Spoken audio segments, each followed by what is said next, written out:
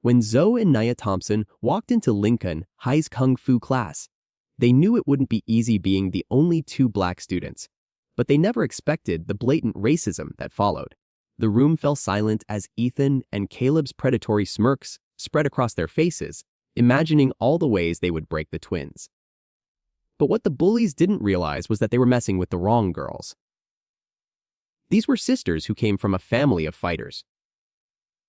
The bullies believed they were destroying two helpless beginners, but they couldn't have been more wrong. The Thompson sisters refused to be victims. Before we go any further, comment where in the world you are watching from, and make sure to subscribe because tomorrow's story is one you don't want to miss. The morning air carried the scent of autumn leaves as Zoe and Nia Thompson walked through the front doors of Lincoln High School, their matching backpacks slung over their shoulders. The brick building loomed before them, its windows catching the early sunlight like watchful eyes. "You sure about this?" Nia asked, adjusting the strap on her bag as students streamed past them in the hallway. Her voice held that careful tone she used when she was thinking 3 steps ahead. "We talked about this already," Zoe replied, her chin lifted with determination. "We're not going to spend another year being invisible. Besides, martial arts will be good for us." The hallway stretched before them, lined with metal lockers that clanged shut as students grabbed books for first period. Groups clustered around certain lockers, the athletes near the trophy case, the theater kids by the auditorium entrance, the honor students closer to the main office. Everything had its place. Everyone knew their spot. The twins had learned to navigate these invisible boundaries over their 2 years at Lincoln. But today felt different. Today they were stepping into new territory. "Look, there's the sign-up sheet." Nia pointed toward a bulletin board near the gymnasium entrance where a small crowd had gathered. They made their way through the morning rush, past conversations about weekend parties they weren't invited to and college applications they were definitely working on. A few students glanced their way, some with curiosity, others with the practiced indifference that came with high school social survival. Thompson twins, right? A tall blonde girl from their chemistry class smiled as they approached the bulletin board. "You guys joining Kung Fu too? That's the plan?" Zoe said, taking the pen someone handed her. "Cool. I heard Mr. Harris is really good. He used to compete professionally or something." The girl gathered her books.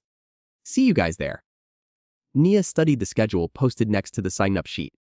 "Tuesdays and Thursdays, 3:30 to 5. We can catch the late bus home." "Perfect." Zoe finished writing their names in careful block letters. "Malik is going to be so proud when we tell him we're finally learning real martial arts."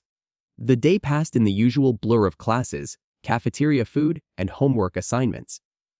By 3:20, the twins found themselves standing outside the multi-purpose room, listening to the sounds of stretching and conversation filtering through the door. "Ready?" Zoe asked. Nia nodded, and they pushed through the door together.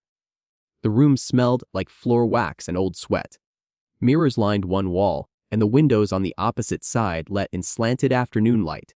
About 15 students were scattered across the blue mats, some stretching, others practicing basic forms they'd obviously learned in previous sessions. 2 white senior boys dominated the center of the room. The taller one had sandy brown hair and the kind of athletic build that came from multiple sports seasons. His friend was stockier, with close, cropped hair and arms that suggested he spent serious time in the weight room. The conversations in the room seemed to pause as the twins entered. Not silence exactly, but a shift in energy that made the air feel heavier. "Well, look what we have here," the tall one said, his voice carrying across the room with theatrical surprise. He exchanged a glance with his stocky friend. "I'm Ethan Richardson. This is Caleb Morrison." "Zoe and Nia Thompson," Zoe replied, keeping her voice steady. Ethan's smile was sharp around the edges. "Thompson sisters. Interesting. You know, we don't usually get your type in Kung Fu class." Caleb stepped closer, arms crossed. "Yeah? I thought you people were more into basketball or track. You know, natural athletics. We're here to learn martial arts," Nia said quietly, her voice carefully controlled. "Martial arts." Ethan repeated slowly, like he was savoring the words. "That's rich. What's next? Going to tell us you're into classical music too?" Before either twin could respond, Miss respond. Harris emerged from a small office adjacent to the main room. He was of average height with graying hair and the kind of muscular frame that spoke of years of dedicated training. Richardson, Morrison, new students. I see, he said, glancing at the twins. We're ready to begin. Yes, sir, Ethan said, his demeanor shifting slightly, but his eyes never leaving the twins. Just getting acquainted with our new classmates. Good. Everyone, line up for warm-ups. New students, try to keep up. As they moved into formation, Ethan positioned himself directly in front of Zoe. Hope you don't get your hair all messed up, he said, just loud enough for her to hear. I know how important that is to your people. Caleb snickered from his spot next to Ethan. Maybe they should have joined the step team instead. More their speed. The other students either looked away uncomfortably or pretended not to hear, focusing intently on their stretching routines. During jumping jacks, Ethan's timing was just off enough that he kept bumping into Zoe's space. Sorry, he said each time with mock sincerity. Not used to sharing the mat with newcomers. When they moved into basic forms practice, Caleb made sure to position himself where his movements would interfere with Nia's. Oops. My bad, he said after stepping on her foot. You're just so hard to see back there. Mr. Harris demonstrated a series of blocking techniques, moving through the rows to offer individual corrections. He spent several minutes with Ethan and Caleb, praising their form and suggesting minor adjustments. When he reached the twins, he barely paused. Try to focus more, was all he said before moving on. As class ended and students began filing out, Ethan made sure to walk close behind the twins. See you Thursday, girls. Try not to get lost finding the room again. Caleb's parting shot was delivered with a grin. Yeah, and maybe consider tying your hair back next time. This isn't the hood. Walking to the late bus, both twins were quiet until they were safely seated. Well, that was fun, Zoe said, her voice tight with controlled anger. They're not going to make this easy. Nia replied, staring out the window. Good. I wasn't expecting easy. As their bus pulled away from Lincoln High, neither twin noticed Ethan and Caleb watching from the school's front steps, their conversation animated and their laughter carrying on the afternoon air. The real education was about to begin. The harassment started small, the way poison spreads through water, barely noticeable at first, then impossible to ignore. Thursday morning. Zoe found her locker decorated with a printed photo of a gorilla taped to the metal door. No signature, no note, just the image staring back at her as students walked past, pretending not to see. Animals, she muttered, ripping it down and shoving it into her backpack. Nia appeared at her side. What happened? Nothing new. Zoe slammed her locker shut harder than necessary. Just Ethan and Caleb being themselves. At lunch, the twins sat at their usual table near the windows, picking at cafeteria pizza while watching other students navigate their own social territories. Ethan's table was directly in their line of sight, prime real estate in the center of the cafeteria, where his voice carried easily across the room. Check it out, Ethan said loudly, holding up his phone. My dad sent me this video of some street fight downtown. Reminded me of someone. Caleb's laugh was sharp and deliberate. Yeah, I bet they could give us some pointers. You know, share their natural techniques. Zoe's fork scraped against her tray. I'm going to. You're going to finish your lunch, Nia said quietly, placing a hand on her sister's arm. That's what you're going to do. They're not even trying to be subtle anymore. Good. Makes it easier to document. That afternoon in Kung Fu class, the subtle became explicit. During partner stretching exercises, Ethan made sure to pair with Zoe while Caleb claimed Nia. Flexibility is important in martial arts, Ethan said, pushing down on Zoe's extended leg with more force than necessary. Some people are naturally more bendable than others. Zoe gritted her teeth as he increased the pressure. I'm fine. Really. Because where I come from, we learn proper form. Not that improvised stuff you might be used to. Across the mat, Caleb was having a similar conversation with Nia. You know, Kung Fu isn't like street fighting. It requires discipline, control, not just swinging wild and hoping something connects. I understand the difference, Nia replied evenly. Do you though? Because this is about technique, not just being aggressive. It's an art form. When they switched to basic striking drills, Mr. Harris paired them up for light contact practice. Control is key. he announced to the class. This isn't about power, it's about precision. Ethan stepped forward as Zoe's partner, his smile predatory. Don't worry, I'll go easy on you. Wouldn't want to damage anything important. The first few exchanges were controlled, careful. Then Ethan's back fist came in harder than necessary, clipping Zoe's shoulder and throwing her off balance. Sorry, he said loudly enough for Mr. Harris to hear. You moved into it, got to work on that defensive positioning. Meanwhile, Caleb was making similar mistakes with Naya, his kicks and punches consistently finding their mark while hers were blocked or deflected with ease. You're telegraphing everything, Caleb said with mock helpfulness. Try to be less obvious with your intentions, more subtle, you know. By the end of class, both twins were sporting bruises that would show tomorrow, and Ethan and Caleb had established their dominance without misfooting Harris raising any concerns. Good work today, everyone, Mr. Harris announced as they filed out. Remember? Control and technique beat raw aggression every time. Ethan lingered as the twins gathered their water bottles. Hey, no hard feelings about today, right? It's just practice. You'll get the hang of it eventually. Yeah, Caleb added with false sincerity. Rome wasn't built in a day. Neither was proper martial arts training. Walking home from the bus stop, Nia finally spoke up. We need to tell someone. Tell them what? That Ethan and Caleb are better at martial arts than we are. That we're getting our butts kicked in practice. You know it's more than that. Zoe kicked at a loose stone on the sidewalk. Yeah, I know. But who's going to believe us? Mr. Harris was right there the whole time. Mom always said to keep records, document everything. Fine, but I'm not giving them the satisfaction of running away. That evening, they sat at the kitchen table working on homework while their mother prepared dinner. The familiar sounds of home, pots clanging, the television murmuring in the living room, their mother humming softly, created a buffer against the day's harassment. How was Kung Fu? Their mother asked without turning around. Educational, Nia replied carefully. Good. Learning self-defense is important, especially for young women. Your brother always said you girls needed to know how to protect yourselves. Zoe and Nia exchanged glances. Malik had been working double shifts at his security job, and they hadn't seen much of him lately.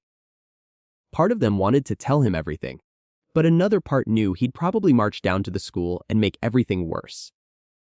We're learning a lot, Zoe said. Friday brought new challenges. In the hallway between classes, Caleb appeared beside Nia as she walked to her locker. Hey, he said conversationally. I then was thinking you girls might be more comfortable in a different after-school activity. Something more suited to your background. Like, I don't know, step team, gospel choir. Something where you'd fit in better. Nia stopped walking and turned to face him. We like Kung Fu just fine. Caleb shrugged. Your choice. Just trying to help you avoid any more embarrassing situations.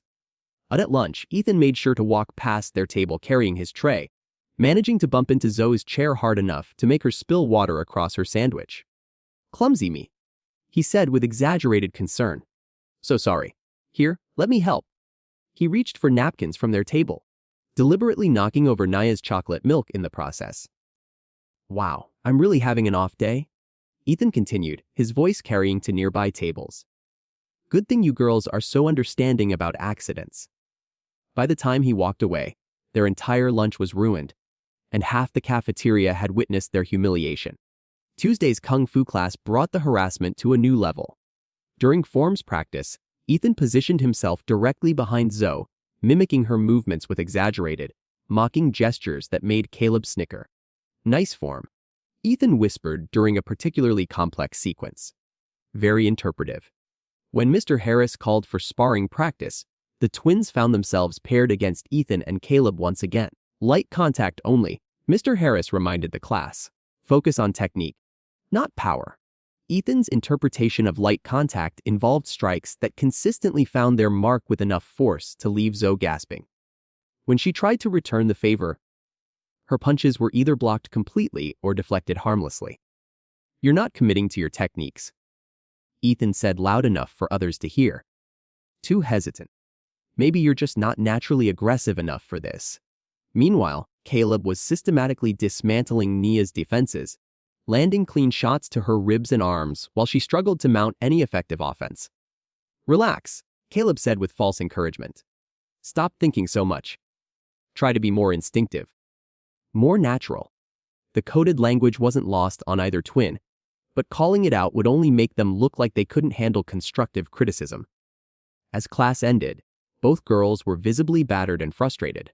Ethan and Caleb, meanwhile, looked fresh and satisfied. "Good effort today," Ethan said as they walked toward the door. "You're really improving. Give it a few more weeks and you might actually land a hit." Caleb nodded sagely. "Yeah, just keep working on those fundamentals. Maybe watch some videos online, get back to basics." Walking to the bus stop, Zoe finally exploded. "I can't take much more of this." "We're not quitting," Nia said firmly. "That's exactly what they want. Then what do you suggest?" "Because this isn't working." Nia was quiet for a long moment, thinking. Maybe it's time to talk to Malik. And tell him what? That we're getting picked on at school. He'll want to handle it himself. Maybe that's not such a bad thing. Zoe considered this as their bus pulled up. "You really think he can help?" "I think we need someone in our corner who actually knows how to fight." As they climbed aboard, neither twin noticed Ethan and Caleb watching from across the parking lot. Their conversation animated and their expressions suggesting they were planning something new. The education was about to become much more intensive. The breaking point came on a Thursday that started like any other, but ended with blood on concrete and a trip to the emergency room. Zoe noticed them first as she and Nia walked toward the bus stop after kung fu practice. Ethan and Caleb were leaning against the chain link fence that separated the school parking lot from the residential street beyond, their casual postures suggesting they'd been waiting. "We need to go back inside," Nia whispered, slowing her pace. "Too late," Zoe replied. "They've already seen us." Ethan pushed off from the fence with deliberate slowness, Caleb falling into step beside him. They moved with the predatory confidence of hunters who'd cornered their prey in familiar territory. "Thompson sisters," Ethan called out, his voice carrying false friendliness. "Perfect timing. We wanted to have a little chat." The twins stopped walking, hands instinctively moving closer to their backpack straps. Around them, the after-school exodus continued, students heading to cars, buses pulling away, teachers locking up classrooms. Normal life proceeded while theirs took a dangerous turn. "We don't have anything to talk about," Nia said, her voice steady despite the fear crawling up her spine. "Sure we do," Caleb said, circling slightly to their left while Ethan moved right. "See? We've been thinking about your situation in Kung Fu class." "Our situation?" Zoe's voice held an edge of challenge that made Nia tense. Ethan's smile was all teeth. "Yeah, your integration problem. You girls just don't seem to be fitting in very well.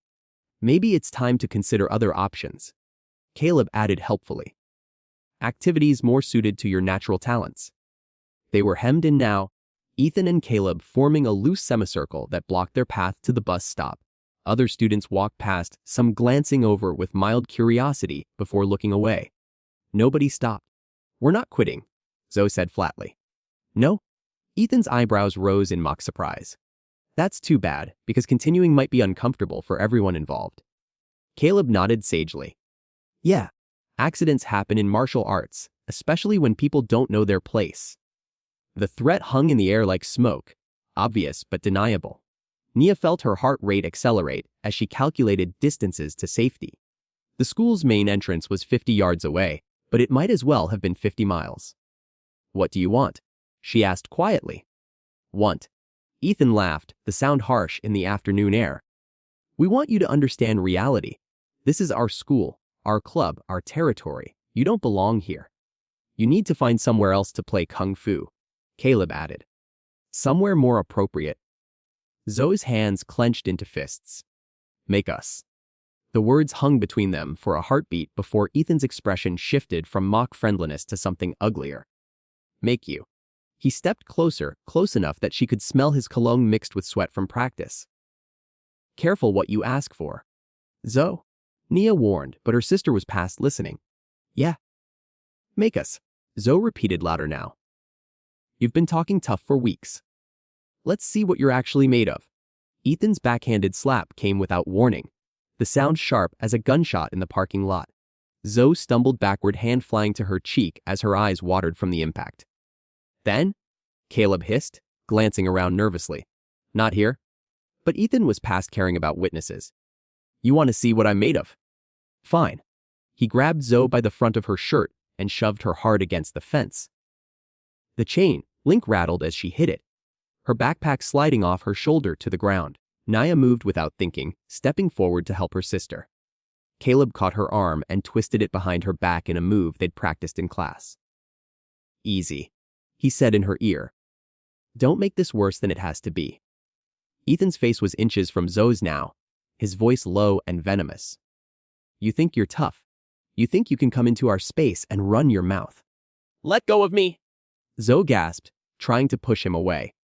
Instead, he tightened his grip and drove his knee into her stomach. She doubled over, gasping for air as pain exploded through her midsection. Then, stop, Caleb said urgently, still holding Nia's arm twisted behind her back. Someone's going to see. But Ethan was beyond reason. Months of barely controlled racism finally finding an outlet. He grabbed Zoe's hair and yanked her head back up. You need to learn some respect. He snarled. Maybe this will help. His fist connected with her ribs, and Zoe cried out as something gave way with a wet crack. The sound galvanized Nia into action. She stomped down hard on Caleb's instep and drove her elbow back into his solar plexus. He released her with a grunt of pain, and she spun around to face him. Stay away from my sister, she said, but Caleb was already recovering, his face twisted with anger. You want to play too. He grabbed her by the shoulders and threw her sideways into a parked car. She hit the passenger door hard, her hip connecting with the side mirror as she slumped to the ground. Ethan released Zoe, who collapsed against the fence, holding her ribs and breathing shallowly. There's your lesson, he said, straightening his shirt. Hope it sticks. Caleb kicked Nia's backpack, sending her books scattering across the asphalt. Next time, mind your own business. They walked away casually, as if nothing had happened, disappearing around the corner of the school building. The twins were left alone in the parking lot, both hurt and shaken. Nia pulled herself upright using the car's bumper, her hips screaming in protest. Zoe, you okay? Can't breathe right? Zoe wheezed, still pressed against the fence. Something's wrong. Nia limped over to her sister, noting the way Zoe held her left side and the shallow, pained quality of her breathing. We need to get you to a hospital. No hospital. Can't afford it. Zoe, you might have broken ribs. That's serious. They helped each other gather their scattered belongings, moving slowly and carefully. Each step sent fresh waves of pain through their battered bodies, but they managed to make it to the bus stop just as the late bus arrived. The ride home was a blur of pain and whispered conversations. Other passengers glanced at them occasionally. Two obviously injured girls huddled together in a back seat, but nobody asked questions. Their mother was still at work when they got home, which was both a blessing and a curse. They didn't have to explain their injuries immediately, but they also didn't have an adult to help them decide what to do next. Ice, Nia said, collapsing onto the living room couch. Get ice for your ribs. Zoe shuffled to the kitchen, moving like an old woman. When she returned with 2 bags of frozen peas, her face was pale and drawn. This is bad, she said, settling carefully beside her sister. Really bad. I know. They sat in silence for a while, processing what had happened. The ice helped with the immediate pain. But it couldn't touch the deeper hurt, the knowledge that they'd been beaten simply for existing in a space someone else claimed as their own. We have to tell Malik, Nia said finally. He'll kill them. Maybe they deserve it. Zoe considered this, pressing the frozen peas more firmly against her ribs. You think he'll help us? I think he'll teach us to make sure this never happens again. When their mother came home 2 hours later, she found them still on the couch, bruised and battered but determined. The conversation that followed was difficult. Tears, anger, threats to call the police, demands to know why they hadn't reported the harassment earlier. But eventually, she made the call they'd been hoping for. Malik, you need to come over now. Your sisters have something to tell you. Malik arrived 20 minutes after their mother's call, his security uniform still crisp despite the end of a long shift. The sight of his sisters, Zoe hunched over with ice pressed to her ribs, Naya's hip already purpling with bruises. Transformed his face into something their mother recognized from years past. Who did this? His voice was quiet, controlled, but underneath ran a current of barely contained fury. 2 boys from school. Their mother said before either twin could speak. Then and Caleb. They've been harassing the girls for weeks. Malik knelt beside the couch, his trained eye cataloging their injuries with professional efficiency. How bad are the ribs? Hurts to breathe deep. Zoe admitted. But I can move. Okay? We need to get you checked out. Could be fractures. Already talked to them about that? Their mother interjected. They refused. Said we can't afford the emergency room bills. Malik was quiet for a long moment, his jaw working as he processed this information. Finally, he looked up at his mother. Call Jamal. Tell him I need to borrow his car. We're going to the urgent care clinic on 5th Street. They take payment plans. Malik, Nia started. No arguments. You don't mess around with rib injuries. He stood, pacing to the window and back. But first, I need to know everything. Start from the beginning. The next hour was painful in ways that had nothing to do with their physical injuries. The twins recounted weeks of harassment, racist comments disguised as friendly advice, the systematic campaign to drive them out of kung fu class. They told him about the monkey picture on Zoe's locker, the accidental spills at lunch, the increasingly violent sparring sessions where Ethan and Caleb used their size and experience to inflict punishment. Malik listened without interruption, his expression growing darker with each detail. When they finished, he was quiet for several minutes. Why didn't you call the police? Their mother asked finally. Because they won't do anything, Zoe said bitterly. You think Officer Lopez is going to arrest the quarterback's son for saying mean things to the black girls? Even if we could prove what they said, which we can't, Nia nodded in agreement. Plus, Ethan's dad owns 3 car dealerships in town. Caleb's mom is on the school board. They'll lawyer up and claim it was just teenage drama. Maybe suggest we're making it all about race to get attention. The system's not built for us, Mama, Zoe added quietly. It's built to protect people like them. We report this. They'll spin it so we're the troublemakers who can't handle a little competition. Their mother's face reflected the painful truth of this assessment. She'd lived long enough to know how these situations typically played out. Malik finally spoke, his voice carrying the weight of hard experience. They're right. I've seen it before. Rich white kids get the benefit of the doubt, especially when it's their word against ours. Even with witnesses, people find ways to explain it away. So, what do we do? Their mother asked. We handle it ourselves. Malik turned to face his sisters. But first, we make sure you're not seriously hurt. Then we start your real education. At the urgent care clinic, X-rays confirmed what Malik had suspected: 2 cracked ribs for Zoe, severe bruising but no fractures for Naya. The doctor, a tired-looking woman in her 50s, asked the standard questions about how the injuries occurred. Martial arts accident, Malik said smoothly. Sparring practice got a little intense. The doctor looked skeptical but didn't press. She'd seen enough domestic violence cases to recognize the signs. But she also knew when families had their stories straight. Meanwhile, back at Lincoln High, Ethan and Caleb were dealing with their own aftermath. Ethan paced his bedroom, adrenaline still coursing through his system from the afternoon's violence. You think anyone saw? Caleb asked, sprawled across Ethan's desk chair. Doesn't matter. Who's going to believe them over us? Ethan's confidence was returning as the immediate rush of violence faded. Besides, they had it coming, walking around like they owned the place. Caleb nodded, but something in his expression suggested he wasn't entirely comfortable with how far things had escalated. Maybe we should cool it for a while. Let things settle down. Cool it. Ethan stopped pacing, his voice sharp with disbelief. They need to learn their lesson. This is just the beginning. I'm just saying. Someone reports. Reports what? That they got hurt during martial arts practice. That's what happened, right? Accidents happen in contact sports. Caleb considered this, his earlier doubts fading as Ethan's logic took hold.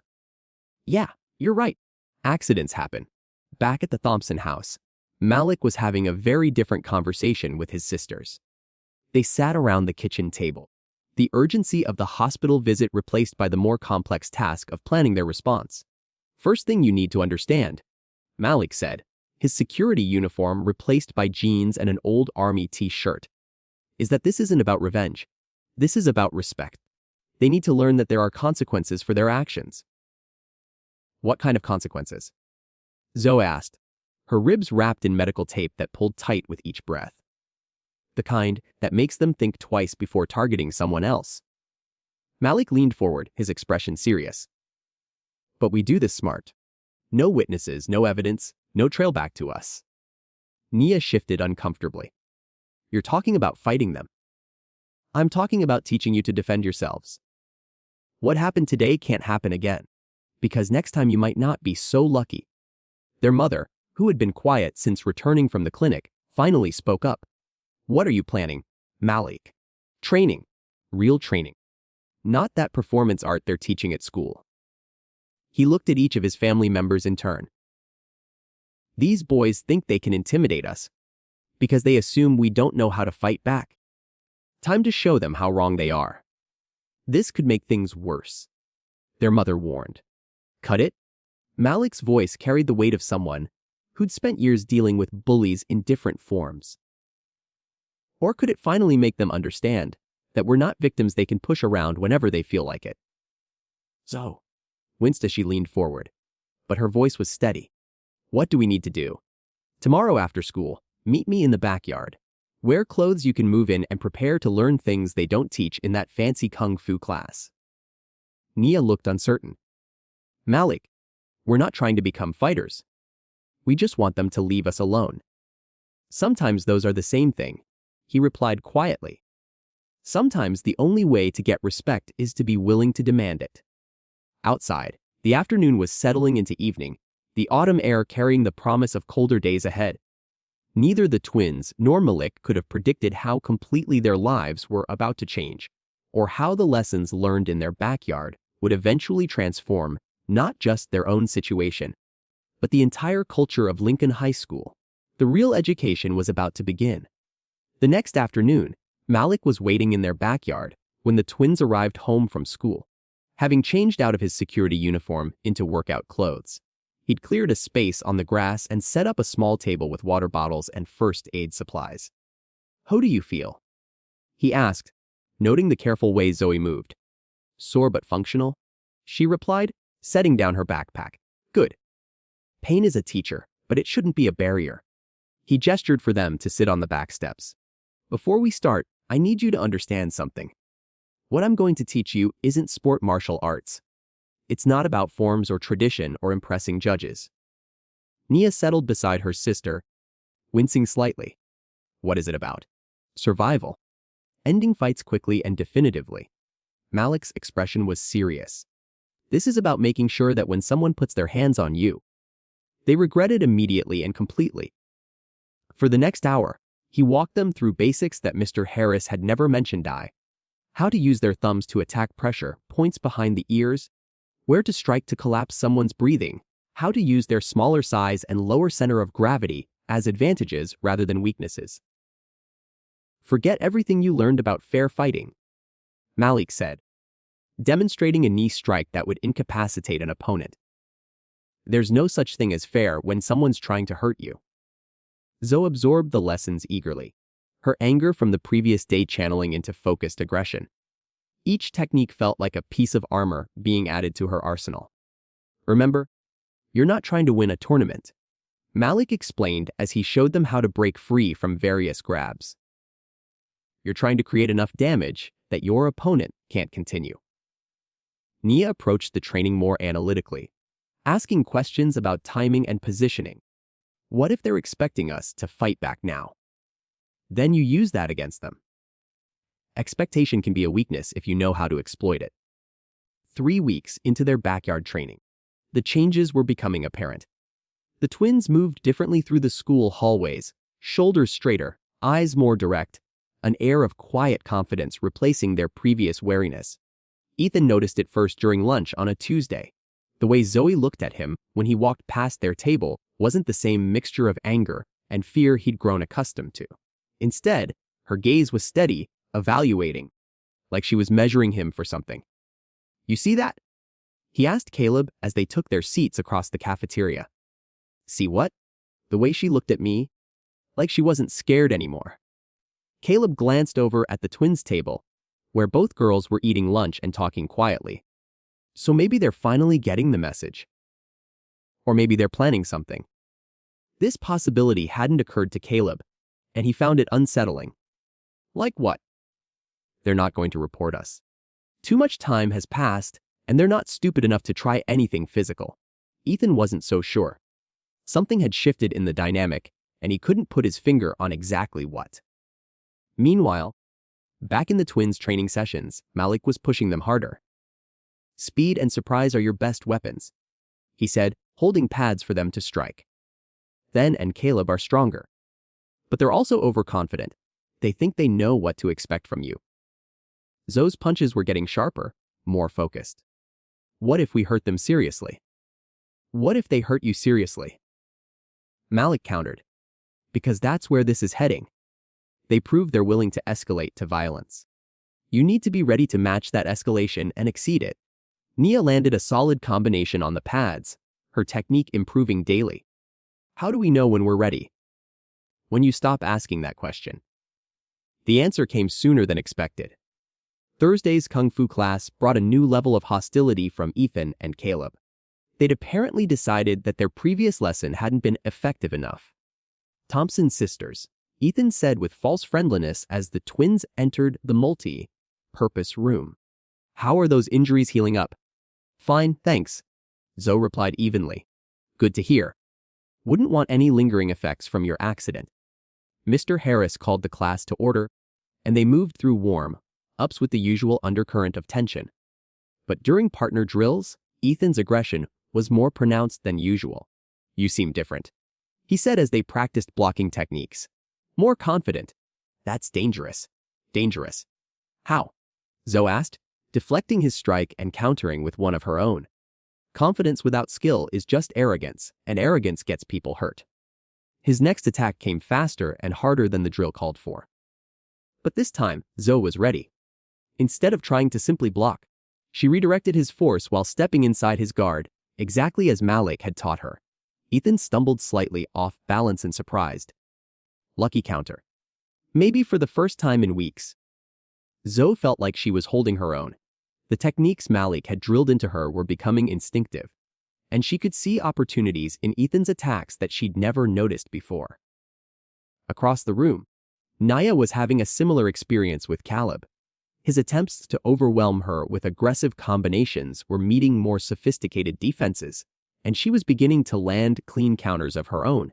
By the end of class, both Ethan and Caleb were visibly frustrated. The easy dominance they'd established was eroding, and they didn't understand why. Same time Thursday, Ethan said as they filed out, but his usual smugness was replaced by something harder. "We'll see how much you've really learned." Walking to the bus stop, the twins felt a shift in the air around them. Other students who had previously avoided eye contact now nodded respectfully. The invisible bubble of fear that had surrounded them for weeks was beginning to dissipate. "They're scared," Zoe observed. "Good," Nia replied. "They should be." That evening, Malik pushed them through their most intensive training session yet.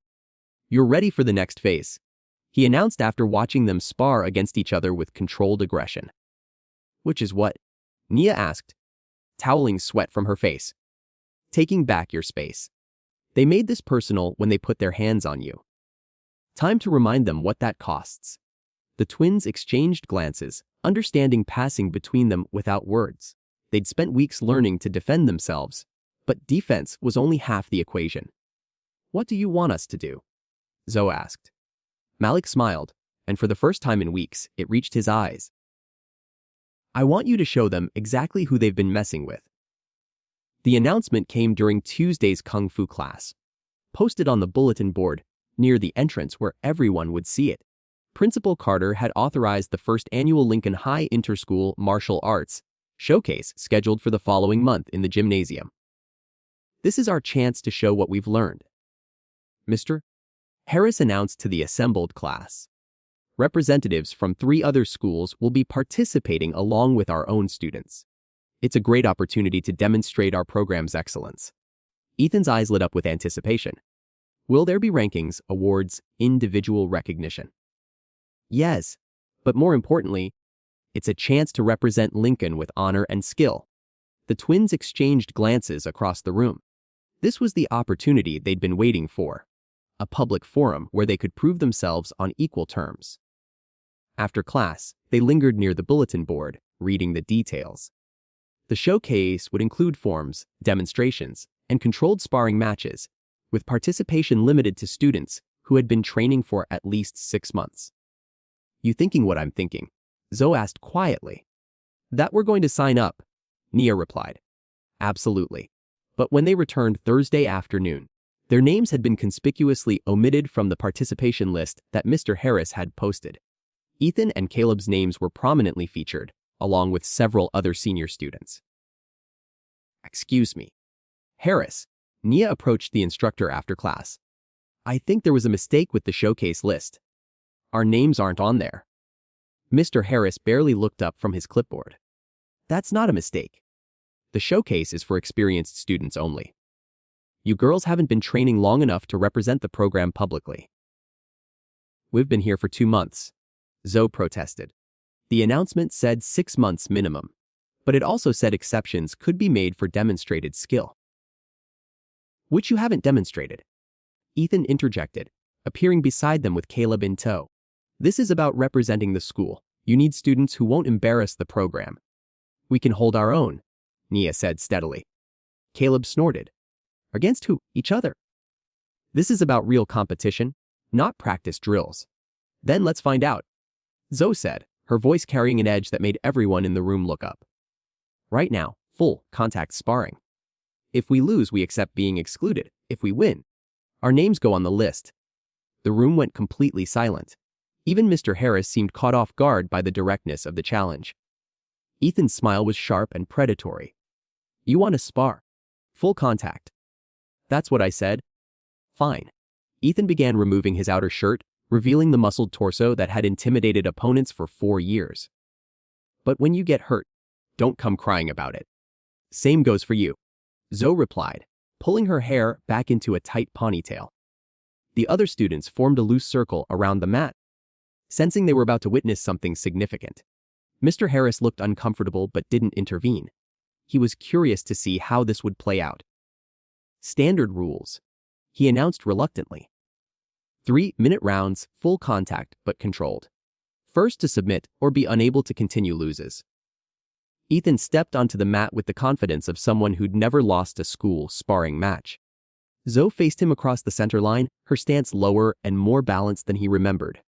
Last chance to back down, Ethan said, rolling his shoulders. I won't go easy on you this time. Good, Zoe replied. Neither will I. The fight began with Ethan's usual strategy. Aggressive forward pressure designed to overwhelm his opponent through superior size and strength. But instead of backing up, as she had for weeks, Zoe moved laterally, using angles and timing to avoid his attacks while landing quick counters. Her first solid hit came 30 seconds in, a palm strike to his solar plexus that doubled him over and drew gasps from the watching students. Ethan recovered quickly, but his expression had shifted from confident to concerned. Lucky shot, he wheezed, but his next combination was more cautious. Zoe used his hesitation to press her advantage, flowing between defense and offense with a fluidity that had the room buzzing with excitement. When Ethan tried to grab her for a takedown, she used his momentum to throw him across the mat with a technique that had everyone talking at once. What was that? Someone called out. Where did she learn that? Another voice added. Ethan rolled to his feet, his face flushed with embarrassment and anger. You've been holding back. No, Zoe said, settling back into her stance.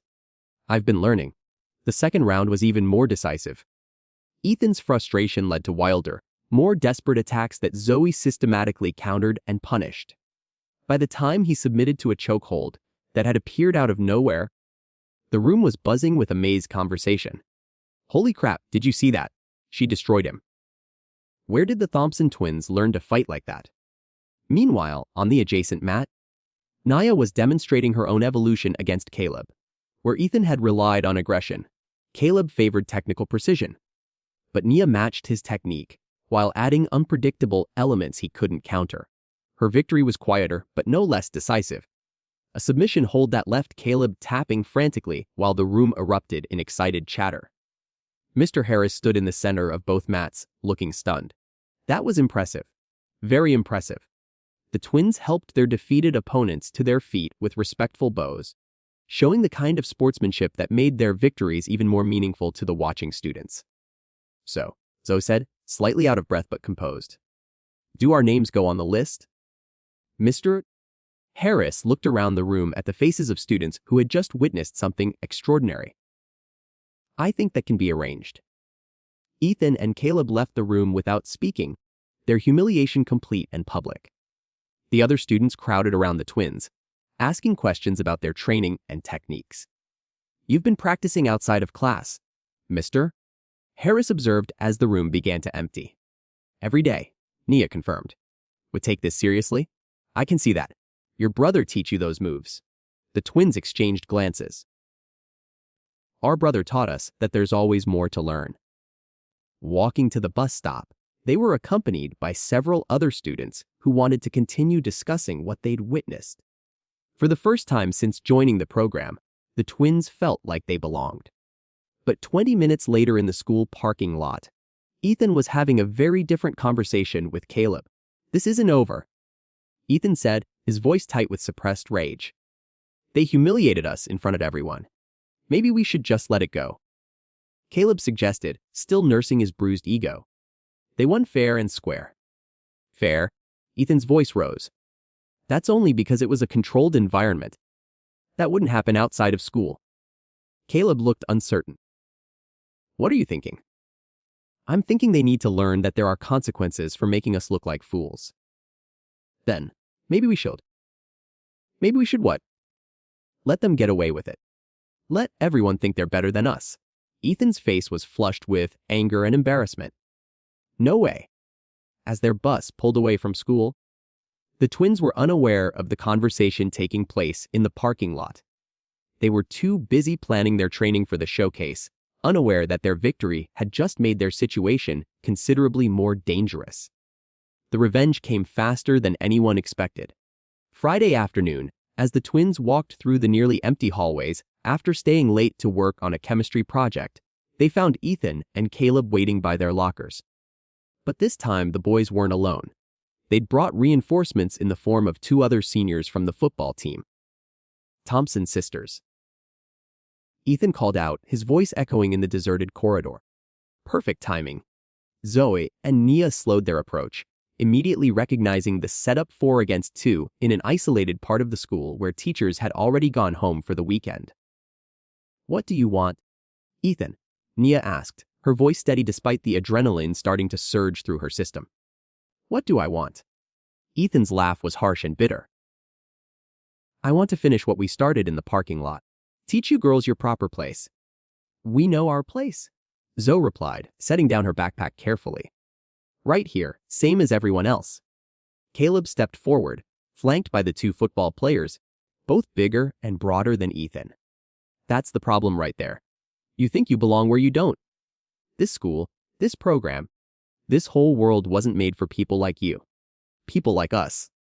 Nia's voice carried a dangerous edge. One of the football players, a massive senior with arms like tree trunks, grinned nastily. You know exactly what he means. Time you learn to stay in your lane. Ethan's mask of false politeness finally dropped completely. We tried to be nice about it. Tried to give you hints. But you're too stupid to take them. Maybe they need a more direct lesson, Caleb added, cracking his knuckles. Something that'll stick this time. 4 on 2. Zoe said, calculating distances and angles like Malik had taught her. That seemed fair to you. The second football player, stockier but just as intimidating, sneered. Fair. Nothing fair about you people being here in the first place. Ethan stepped closer, his voice dropping to a menacing whisper. This is what happens when you forget where you belong. When you embarrass us in front of everyone. The attack came without warning. Ethan lunged forward with a straight punch aimed at Zoe's face while Caleb moved to flank her from the left. Simultaneously, both football players charged at Nia, clearly intending to overwhelm her through pure size and aggression. But the twins had been preparing for exactly this scenario. Zoe slipped Ethan's punch by inches, feeling the wind from his fist as it passed her cheek. She grabbed his extended arm and used his momentum to throw him into the lockers with a crash that echoed through the hallway. Ethan hit the metal doors hard and slumped to the ground, momentarily stunned. Caleb tried to capitalize on Zoe's engagement with Ethan by attacking from her blind side, but she'd been tracking his movement in her peripheral vision. As his fist came toward her ribs, she twisted away and drove her knee up into his solar plexus. Caleb doubled over, gasping for air, and Zoe finished with an elbow strike to the back of his head that dropped him to his knees. Meanwhile, Nia faced the more challenging task of handling both football players simultaneously. The first one, the massive senior, tried to tackle her around the waist, using his superior size to overpower her, but Nia had learned to use an opponent's strength against them. She dropped her center of gravity and pivoted, letting his momentum carry him past her while she drove her elbow into his ribs as he went by. The impact made him grunt in pain, but he was far from finished. He spun around and swung a haymaker that would have knocked Nia unconscious if it had connected. Instead, she ducked low and swept his legs, sending all 200 pounds of him crashing to the floor.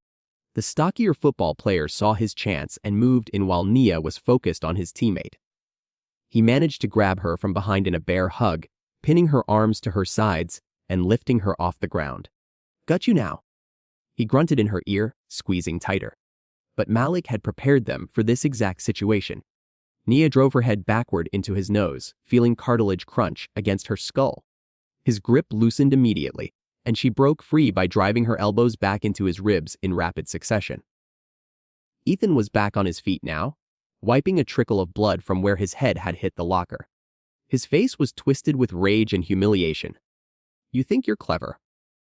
Let's see how clever you are now." He came at Zoe with a more measured approach this time, using the martial arts techniques he'd learned in class. His combination was technically sound jab, cross, hook. But Zoe had been sparring with Malik every afternoon for weeks. She slipped the first 2 punches and caught the hook on her forearm, then countered with a palm strike to his chest that sent him staggering backward. Caleb was struggling to his feet, still winded from the knee to his solar plexus. "You're going to pay for this." He wheezed, but his movements were slow and uncoordinated. Nia stepped toward him with fluid grace. "We already paid for weeks. Remember." She feinted high, then swept low, taking Caleb's legs out from under him. He hit the floor hard, his head bouncing off the linoleum with a dull thud. The massive football player was back up, moving more cautiously now but still dangerous. He charged at both twins simultaneously, trying to use his bulk to overwhelm them through sheer force. But they moved in perfect coordination, splitting apart at the last second so he passed between them. As he stumbled forward off balance, Zoe caught him with a knee to the thigh that buckled his leg while Nia drove her fist into his kidney. He went down hard, crying out in pain as he curled up on the floor. Ethan made one last desperate attempt, pulling out every technique Mr. Harris had ever taught him. He launched into an impressive combination: kicks, punches, and grappling attempts that showed real skill and training. For a moment, it looked like he might actually land something significant on Zoe. But weeks of training with someone who'd learned to fight on the streets had given her tools that no traditional martial arts class could provide. She absorbed his attack, deflecting what she couldn't avoid, then caught him in a submission hold that had him tapping frantically within seconds. "Nuff," she said, releasing him. "It's over?" The stockier football player tried to get back up, but Nia was already moving. She caught him with a precise strike to a pressure point that dropped him back to the floor, groaning and holding his shoulder. Within 5 minutes, it was over. Ethan knelt on the floor, struggling to catch his breath and cradling his arm. Caleb lay flat on his back, staring at the ceiling with unfocused eyes. Both football players were down, one holding his ribs and whimpering, the other curled up and not moving. The twins stood in the center of the hallway, breathing hard but victorious. Their clothes were slightly disheveled, and they had minor scrapes from the encounter, but they were standing while their attackers were scattered across the floor in various states of defeat. "Anyone else want to have a conversation about our place?" Zoe asked, looking around at the fallen boys. Ethan tried to push himself up but collapsed back to his knees. This isn't possible. It just happened, Nia said firmly. Next time you want to put your hands on someone, remember this moment. That's when they heard the footsteps. Multiple pairs of adult shoes clicking rapidly down the hallway. The twins turned to see Principal Carter, 2 teachers, and the school security guard hurrying toward them. What is going on here? Principal Carter demanded, taking in the scene 4 boys on the ground in various states of distress. 2 girls standing over them looking winded but unharmed. We were attacked, Nia said simply. We defended ourselves. Attacked. One of the teachers, Ms. Garcia from the math department, looked skeptical as she surveyed the aftermath. 4 boys attacked 2 girls. That's exactly what happened, Zoe replied, her voice steady. Ethan struggled to speak from his position on the floor. They started it. Came at us with something. What something? The security guard looked around the hallway. I don't see any weapons. Caleb pointed weakly at the twins. They had to have. No way they could. Everyone to my office now, Principal Carter commanded. Security, help those boys to the nurse's office first. I want everyone checked out before we have any conversations. As the security guard and teachers helped the 4 boys to their feet, Ethan caught Nia's eye. His expression was a mixture of humiliation, rage, and something that looked almost like fear. This isn't over, he whispered as he was helped past them. Yes, Nia replied quietly. Who'd is? The principal's office had never felt smaller. Principal Carter sat behind his desk, fingers steepled as he studied the incident reports spread before him. The twins sat across from him, flanked by their mother, who had arrived 20 minutes earlier with fire in her eyes and questions that demanded answers. Let me make sure I understand this correctly, Principal Carter said, his voice carefully measured. 4 male students, all of them athletes, all of them with clean disciplinary records, were found injured in the hallway. And you 2 are claiming self-defense. We're not claiming anything. Their mother interjected before either twin could speak. We're stating facts. 4 boys attacked my daughters. My daughters defended themselves.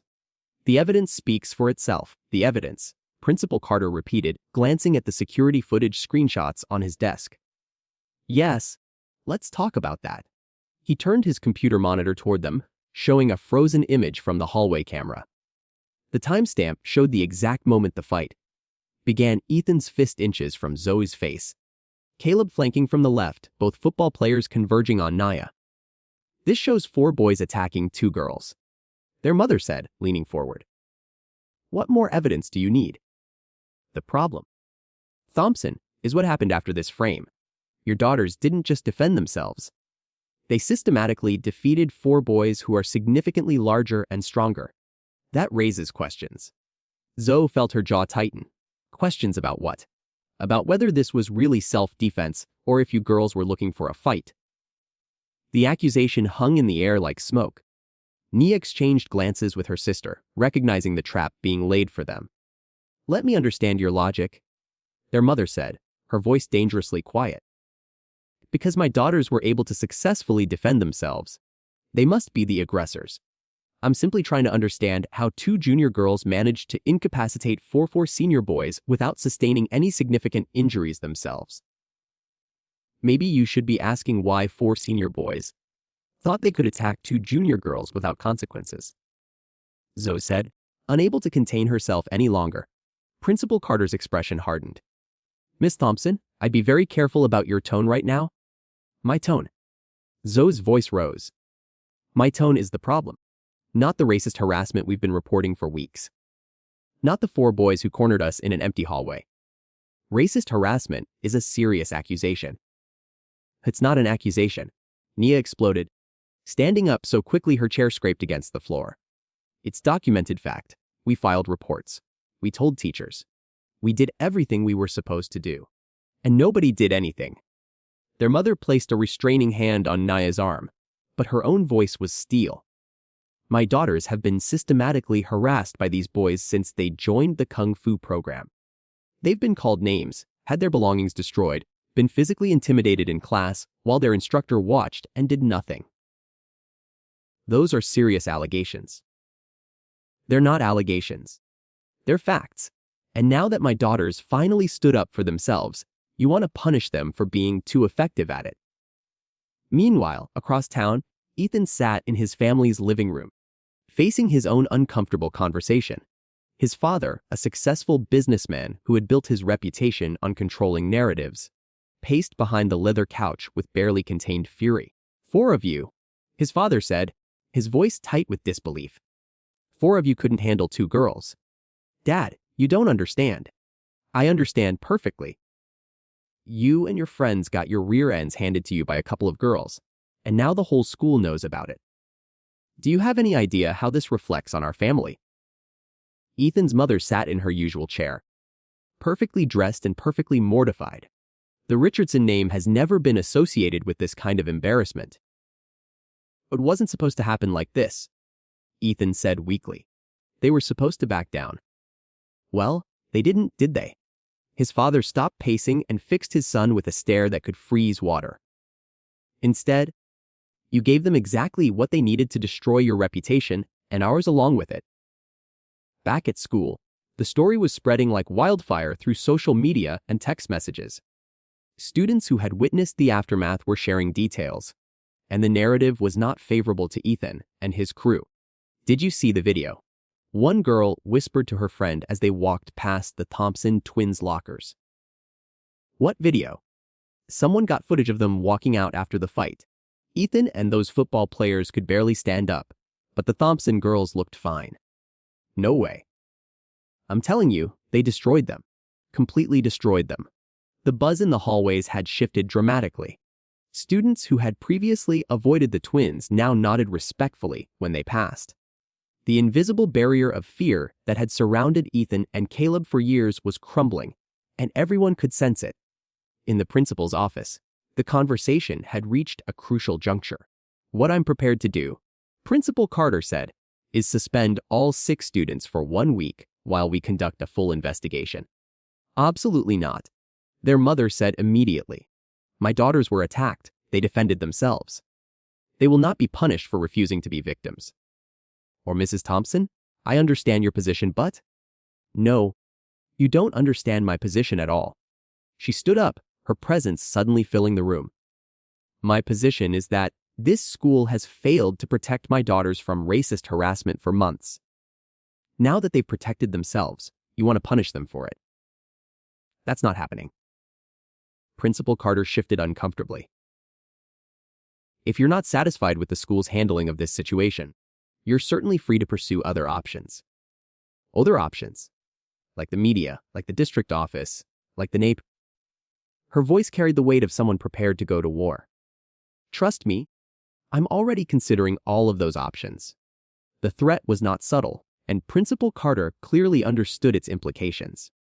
A story about black girls being punished for defending themselves against racist attackers would not reflect well on the school or his leadership. "Perhaps," he said carefully, "we could handle this as an internal matter, counseling sessions, conflict resolution, that sort of thing. For my daughters, they don't need counseling. They need the boys who attacked them to face consequences." "And what consequences would you consider appropriate?" Their mother smiled, but there was no warmth in it. "That's not my job to decide. That's yours. But I'll tell you what's not appropriate: punishing the victims while their attackers get to play the boys will be boys card." 20 minutes later, they walked out of the school together, the twins flanking their mother like bodyguards. The hallways buzzed with whispered conversations that stopped abruptly when they passed. "What happens now?" Nia asked as they reached the parking lot. "No, we wait," their mother replied. "And we make sure everyone knows exactly what happened here today." "Mom," Zoe said quietly. "Thank you." "Don't thank me yet. This is far from over. The real battle was just beginning." The video changed everything.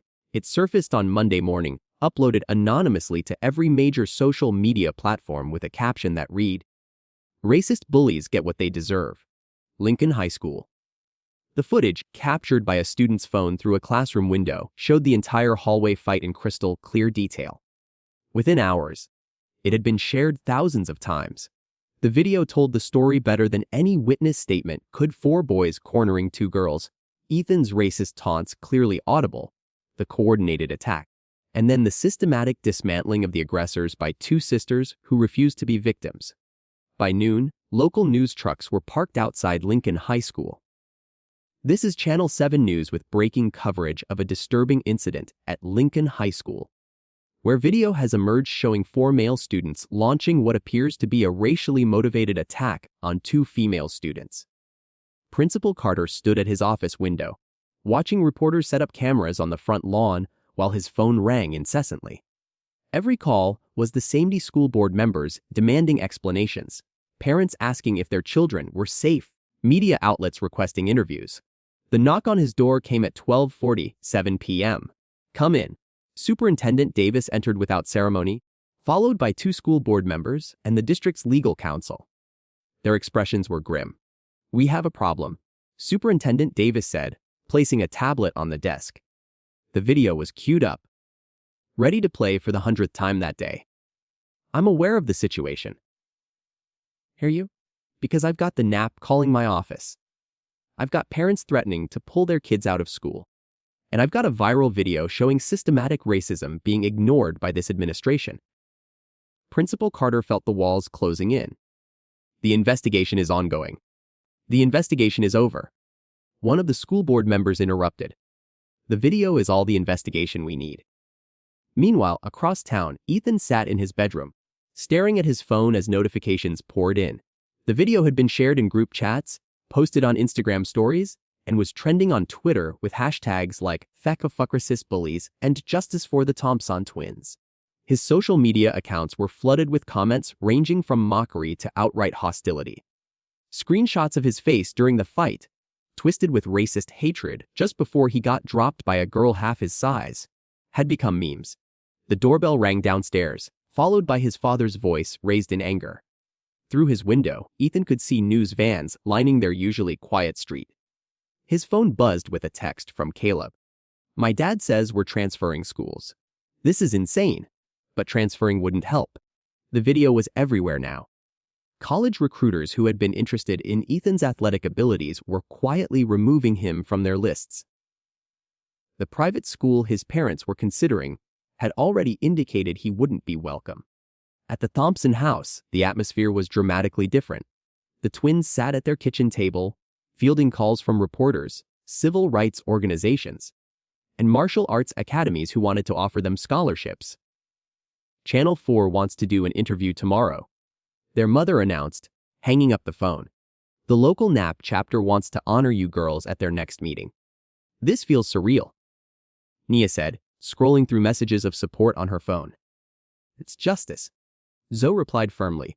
Finally, Malik arrived as the evening news began, bringing takeout dinner and wearing the biggest smile they'd seen from him in months. "You see this?" He gestured at the television, where their story was the lead segment. "The whole country's talking about you too." The news anchor's voice filled the room. The video, which appears to show a racially motivated attack, has sparked outrage across social media. The 4 male students involved have been identified, and sources tell us they may face both disciplinary action and potential criminal charges. Criminal charges. Nia looked surprised. Their mother nodded grimly. The district attorney's office called this afternoon. They're considering assault charges against all 4 boys. Apparently, the video makes their intent pretty clear. On screen, the news was interviewing Jurcher, Lisa Wong, a local civil rights attorney. "What we see in this video is not a schoolyard fight. This is a coordinated attack by 4 individuals who targeted these young women specifically because of their race. The language used, the planning involved, the 4 against 2 dynamic. This has all the hallmarks of a hate crime." The story cut to interviews with other Lincoln students, faces obscured but voices clear. Everyone knew Ethan and Caleb were racist. They made comments all the time, but teachers never did anything. The Thompson twins are really nice. They didn't deserve what happened to them. I'm glad someone finally stood up to those bullies. Tuesday morning brought more developments. Principal Carter was placed on administrative leave pending a full investigation. Mr. Harris was fired outright after additional videos surfaced showing him ignoring racist behavior in his kung fu classes. The 4 boys involved in the attack were expelled and faced a comprehensive legal battle that would follow them for years. Ethan's college prospects evaporated overnight. Caleb's family business faced a boycott campaign that forced his father to close 2 locations. The football players lost their scholarships and their positions on the team, but the consequences went deeper than individual punishments. Lincoln High School was forced to implement comprehensive anti-racism training for all staff. The district hired a full-time diversity coordinator. A new reporting system was established for harassment complaints, with external oversight to ensure they were properly investigated. Most importantly, the culture of silence that had protected bullies like Ethan and Caleb was shattered. Students who had witnessed racism but stayed quiet began speaking up. Teachers who had ignored discriminatory behavior found themselves held accountable. The twins returned to school the following Monday as heroes. Students they'd never spoken to stopped them in the hallways to offer support. Teachers who had previously overlooked them went out of their way to be encouraging. The Kung Fu program was restructured under new leadership with an emphasis on respect, discipline, and anti-bullying. The twins were offered leadership positions, which they accepted with the understanding that they would help create the inclusive environment they'd always wanted. "You know what the best part is?" Zoe said as they walked through the hallways that had once felt hostile. "What?" "We didn't just defend ourselves, we changed everything." Nia smiled, watching younger students walk with confidence they'd never shown before. Malik was right. Sometimes the only way to get respect is to demand it. The video that had started as evidence of an attack had become something much more powerful, proof that standing up to injustice, even when the odds are against you, can transform not just your own life, but an entire community. Justice had been served, and it had been served by 2 sisters who refused to be victims. 6 months later, the Jefferson Community Center buzzed with activity every Saturday morning. 23 young black girls, ranging in age from 12 to 17, filled the multi-purpose room as Zoe and Nia Thompson led them through self-defense drills that would have seemed impossible just a year ago. "Remember, it's not about being the strongest person in the room," Nia called out, watching as her students practiced the pressure point techniques Malik had taught her. "It's about being the smartest and the most prepared," Zoe added, demonstrating a defensive counter that sent her sparring partner, a college volunteer, stumbling backward with a surprised laugh. The Sisters Stand Strong program had grown beyond anything the twins had imagined when they first pitched the idea to the community center director. What started as a simple self-defense class had evolved into a comprehensive empowerment program that included martial arts training, conflict resolution, academic tutoring, and mentorship. "Miss Zoe, can you show us that move again?" asked Alia, a 14-year-old whose confidence had transformed over the past 4 months. When she'd first arrived, she could barely make eye contact. Now she stood tall, her voice clear and strong. "The one where you redirect their energy." "Sure." Zoe positioned herself as her volunteer partner approached with a mock attack. In one fluid motion, she used his momentum to send him stumbling past her while placing herself in perfect position for a counterstrike. "See how I didn't try to match his strength? I used his own force against him." The girls nodded, immediately pairing off to practice the technique themselves. The room filled with the sounds of instruction, encouragement, and occasional laughter as someone executed a move particularly well. Malik watched from the corner, arms crossed, wearing the proud smile that had become his permanent expression during these Saturday sessions. "You two have come a long way," he said as the twins took a water break. "We had a good teacher," Nia replied, wiping sweat from her forehead. "The teacher just showed you the techniques. You two did the real work, turning pain into purpose." Meanwhile, across the state, Ethan Richardson sat in his new bedroom in a town where nobody knew his name or his story. His family had relocated after the video made staying impossible. But the internet followed everywhere. College prospects had evaporated. Former friends had cut contact. Even job applications at local restaurants were rejected once employers Googled his name. His phone buzzed with a notification. Another comment on the video that continued to resurface every few months, keeping his humiliation fresh. Someone had tagged him. "Ethan, how's it feel to get beaten up by girls?" He threw the phone across the room, watching it hit the wall and clatter to the floor. 6 months later, and the anger hadn't faded. If anything, it had grown stronger, fed by isolation and the constant reminder that his actions had consequences he couldn't escape. Then, dinner. His mother called from downstairs, her voice carrying none of the warmth it once had. The move had been hard on the whole family. His father's business had suffered from the negative publicity. His mother could barely show her face at the country club. At dinner, the conversation was stilted, uncomfortable, as it had been for months.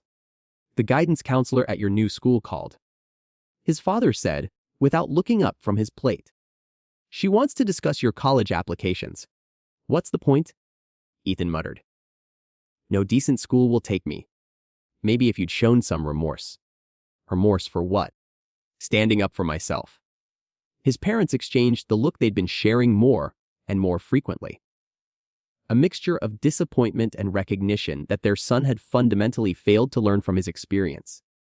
Those girls destroyed our family, Ethan continued, his voice rising. And everyone acts like they're heroes. Those girls defended themselves, his mother said quietly. You attacked them, Ethan. 4 against 2. What did you expect would happen? I expected them to know their place. The words hung in the air like poison, and his parents finally understood that their son hadn't learned anything at all. The video had cost him his future, but it hadn't changed his heart. Back at the community center, the twins were unaware of Ethan's continued bitterness. They were focused on building something positive from their experience. All right, everyone, circle up. Nia called as the formal training session ended. Time for reflections. This had become their weekly tradition, each participant sharing something they'd learned, accomplished, or overcome since the previous session. I used the confidence breathing technique before my presentation in English class, shared Zara, a quiet sophomore. I didn't let my voice shake, even when some kids tried to interrupt me. Reported a teacher who made a racist comment. Added Amani, a senior who joined the program after seeing the viral video. The principal actually listened this time because I documented everything like you taught us. The stories continued around the circle. Small victories and major breakthroughs. Moments of courage that rippled out into families, schools, and neighborhoods. Caleb Morrison, meanwhile, was serving his court-ordered community service at a food bank in another district. The work was humbling, sorting donations, cleaning floors, serving meals to people his family had always ignored. Unlike Ethan, the experience was slowly changing him. You're doing better, said Ms. Taylor, the volunteer coordinator who supervised his service. When you first started, you acted like this was beneath you. Caleb nodded, continuing to stock shelves with canned goods. I guess I'm learning some things. About what? He paused, considering his words carefully. About how my actions affected people. About how I treated people who didn't deserve it. It wasn't a complete transformation. Caleb still carried resentment about how his life had changed. But unlike Ethan, he was beginning to understand that his consequences were earned, not inflicted by vindictive enemies. As the community center session ended and participants began filtering out with their families, the twins stayed behind to clean up and prepare for the following week. You know what I realized today? Zoe said, stacking practice mats in the storage closet. What's that? Some people never learn. Ethan's probably still angry, still blaming us for his problems. You think about him often? Sometimes. Not with anger anymore, just pity, I guess. He had a chance to grow from this. But he chose bitterness instead. That's his choice to make. We chose differently. Their mother approached, carrying a folder full of paperwork. The community center board approved our proposal for the expanded program. Starting in the fall, we'll have 3 sessions a week and funding for transportation so girls from across the city can participate. Seriously. Naya's face lit up with excitement. Seriously. They said what you two have built here is exactly what the community needs. As they locked up the community center and walked to their car, the twins reflected on how completely their lives had changed. They were no longer the invisible girls trying to navigate a hostile environment. They were leaders, mentors, and symbols of what was possible when you refused to accept injustice. Ethan and Caleb made their choices. Naya said as they drove home, then chose to stay angry and bitter. Caleb's at least trying to change, but either way, that's not our responsibility anymore. No, it's not. We have more important things to focus on. That evening, as they reviewed applications from girls wanting to join the program, the twins felt the deep satisfaction that comes from turning personal pain into community healing.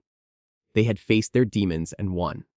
But more importantly, they had created a path for others to do the same. Somewhere across the state, Ethan Richardson stared at his ceiling, consumed by a bitterness that would likely follow him for years. But his ongoing anger was no longer their burden to carry. The scared girls who had walked into that kung fu class months ago were gone forever, replaced by confident young women who understood that true strength comes not from the ability to fight, but from the courage to stand up for what's right and the wisdom to choose growth over grudges. Their story had become bigger than just their own survival. It had become a blueprint for resistance, resilience, and the power of choosing your own path forward, regardless of what others choose for themselves. I hope you enjoyed that story. Please like the video and subscribe so that you do not miss out on the next one. In the meantime, I have handpicked 2 stories for you that I think you will enjoy. Have a great day.